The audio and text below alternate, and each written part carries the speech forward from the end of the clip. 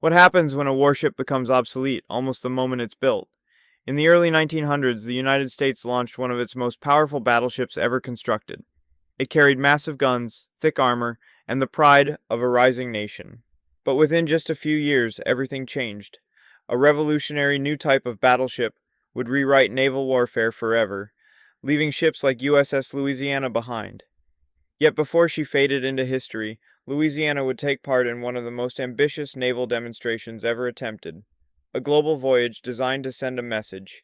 USS Louisiana. Commissioned in 1906, she was a Connecticut-class pre-dreadnought battleship, built at the very peak of an era that was about to end. Measuring over 456 feet in length and displacing more than 16,000 tons, she was among the most powerful ships in the U.S. Navy at the time. Her propulsion system used coal-fired boilers feeding triple expansion steam engines, producing around 16,500 horsepower and pushing her to a top speed of 18 knots. Not fast, but built to endure.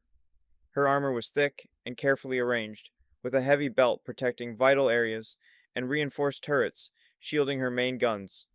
She was designed to survive prolonged engagements in close-range fleet combat, and her firepower was formidable.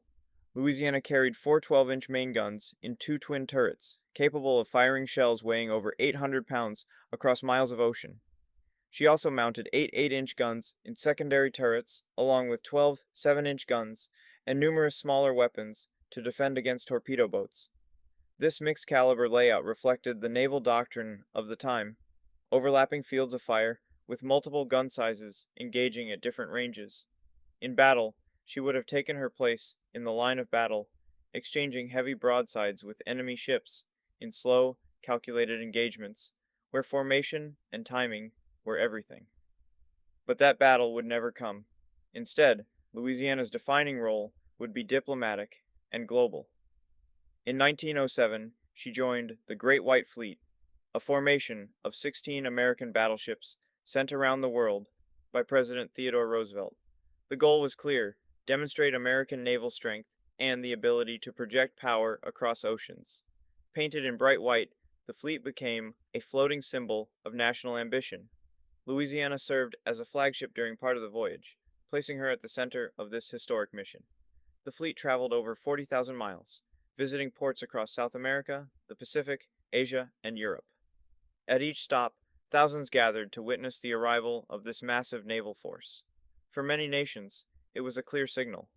The United States had become a global power. But even as Louisiana helped deliver that message, a new reality was emerging. The launch of HMS Dreadnought in 1906 changed naval warfare overnight. With an all-big gun design and greater speed, dreadnoughts made ships like Louisiana obsolete almost instantly. Her mixed battery, once a strength, became a limitation. Her speed, once acceptable, became inadequate, and her role began to shift. Despite this, Louisiana continued to serve with reliability. She conducted training exercises, supported fleet operations, and helped prepare sailors for a rapidly modernizing navy. When World War I began, she was no longer suited for frontline combat. Instead, she became a training and support ship, ensuring that new crews were ready for the demands of modern naval warfare. It was a quieter role, but a crucial one. By 1920, her service came to an end. She was decommissioned and later sold for scrap, her steel repurposed as the world moved into a new era dominated by faster, more powerful warships. But USS Louisiana's story is not one of failure, it is one of timing. She stood at the exact moment naval warfare changed forever, bridging the gap between the old world and the new.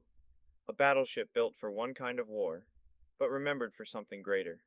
USS Louisiana, a ship that didn't just sail the seas, but marked the turning point of naval history itself.